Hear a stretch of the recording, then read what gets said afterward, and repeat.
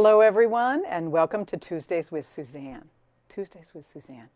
And today I want to speak about the particular attribute that was one of the attributes that we spoke about last week in picking up the pieces. And remember that life right now, or in your life in certain times and circumstances, can feel like it's exploding or imploding on you.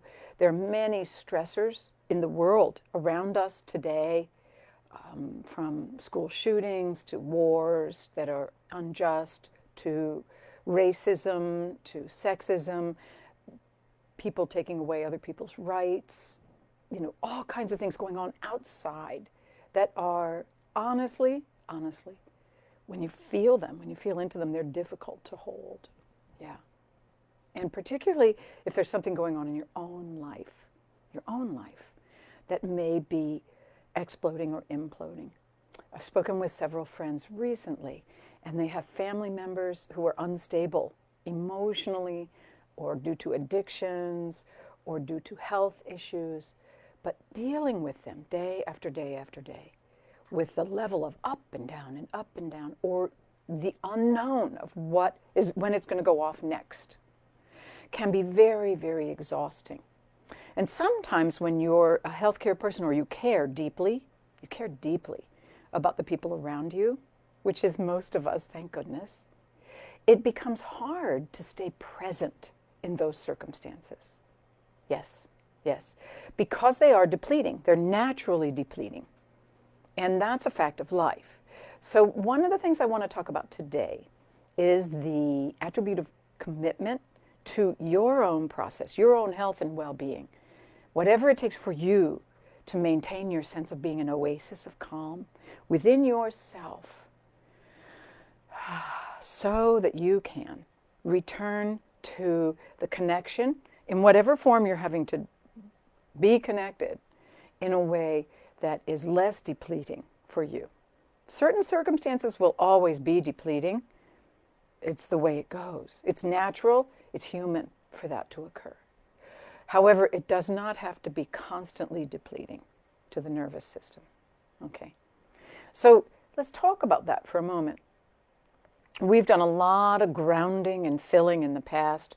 We've worked with the different wisdom areas of the body, the heart, the gut, the pelvis, your bones, your legs and feet, your integrated brain, and all of these are extremely, extremely helpful in your commitment. That's the attribute we're working with today. Your commitment to maintaining or returning to your inner oasis when it starts to run low, when it starts to run dry. Okay? So let's talk about that for a moment. The first thing that each of us has to be able to admit is that we're actually running low or running dry. You don't just squawk at people or get irritable. You actually say to yourself, whoa, my tank's a little low. I didn't get good sleep last night, or that argument that happened yesterday that came out of the blue, or the news about ABCD. I'm feeling pretty low right now. Okay? That's your first thing, is that awareness of, oh, I'm running low. Okay? Second thing will be to step into a level of curiosity within yourself about what you can do to refill. Now, most of us, if you've studied with me for any amount of time or hung out with me on these calls for any amount of time, you know that there are certain things that rejuvenate you. Getting grounded and full again, using breath that calms you, resting back in your bones or your heart or your gut or your legs and feet, wherever. There are many, many things that can help us rejuvenate. There are other things that also help. And I want to just mention these again because many of you, and I think most of the world right now, is dealing with a number of different stressors that literally throw our nervous systems into chaos. And trying to find where the pieces are and deal with them is something that's important. So one of the things that I do and that I use constantly is journaling. When something comes up that really throws me for a loop, and all I can do is feel waves of emotion or frustration or whatever it is, I go and pull out my journal and start to write. or I pull out my computer and start to type, or I pull out my phone and start to talk, if I can dictate into my phone. So what I'm saying is, it's important to let the mud swirl until it settles so that you can see clearly what the actual issues are. Because oftentimes the stressors in our world they create upheaval in our emotional field. The field gets muddy. So think about it. Where would be the very best? Where's your first wisdom area? That's your go-to wisdom area when you want to clarify something. Your bones, settling back in your bones. So we are going to do I'm going to do a brief meditation this morning to keep this short. Would you sneeze? So we're back. And we're going to be practicing today embodying in your bones and using a quieting breath so that when you find yourself in emotional upheaval, you know how to return to your own inner oasis and prime the pump of whatever's happening for you. So, okay. Letting your eyes close, settle back. Good. Good. And as you breathe, I'm going to actually suggest that you breathe in and out through your nose. However, if you are having allergy issues right now, and that's not really a possibility, feel free to breathe softly through your mouth and allow your breathing to be slow and steady.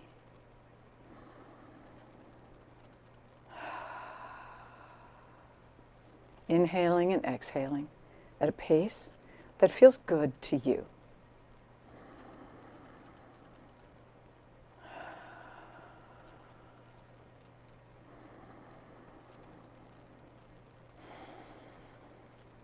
Good. Good.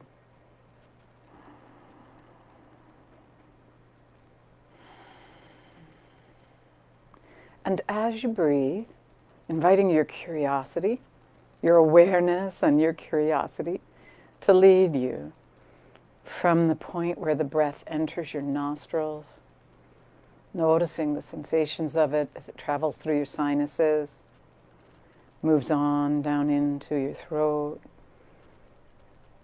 down into your trachea, right on down into your lungs.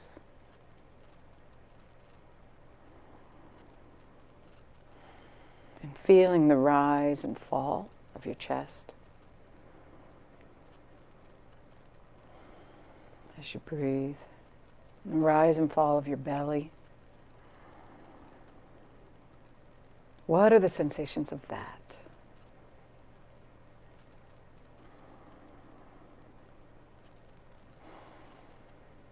Good. Good. Good.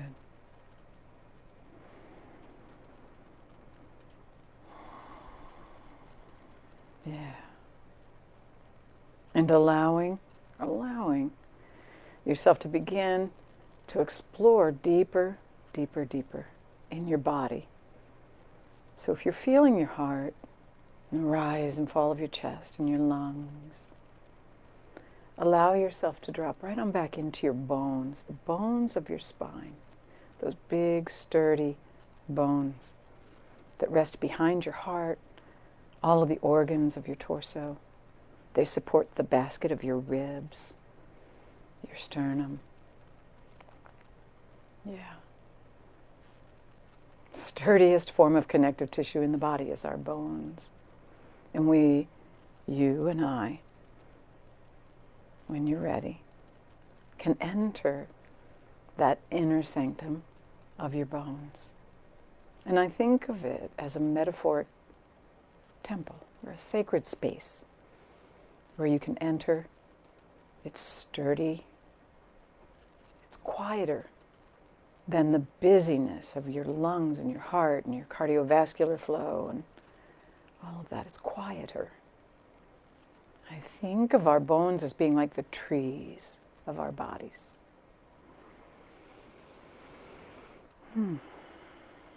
So entering your inner sanctum, where you can steady, get still. Yeah.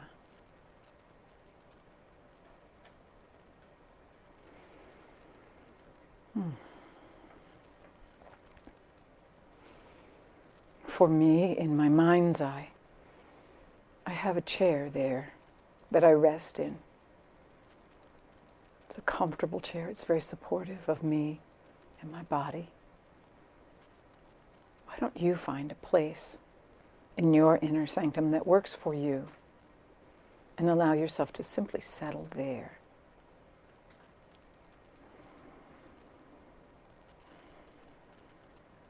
Good. Good.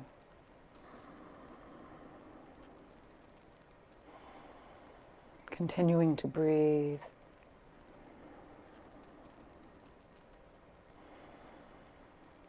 Good.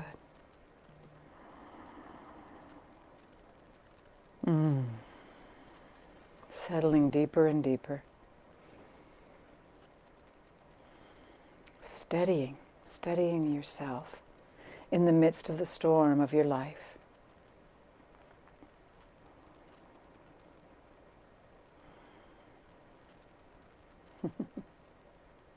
Good.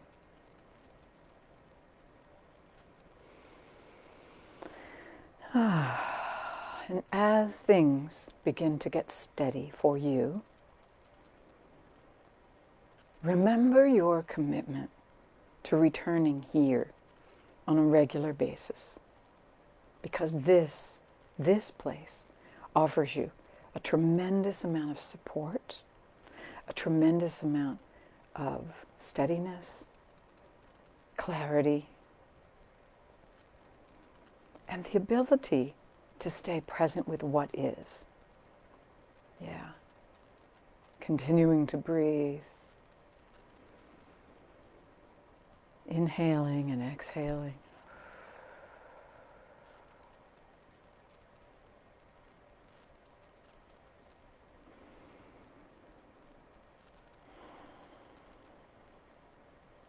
Yeah. And often, when I inhale and exhale, from this place, it becomes clear. I may have done any of the other activities that I do that help me process and get clarity. Journaling, walking, running, talking with a friend, whatever it is.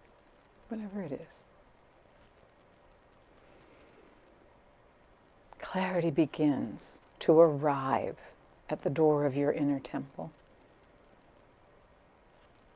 It may show up in terms of images, words, a path to take, a person, you name it. It's there. And you've committed to coming here, to your own inner sanctum, your own inner temple, and resting deeply, as frequently as you need to, for whatever's going on in your world. So take a moment now and commit to doing this.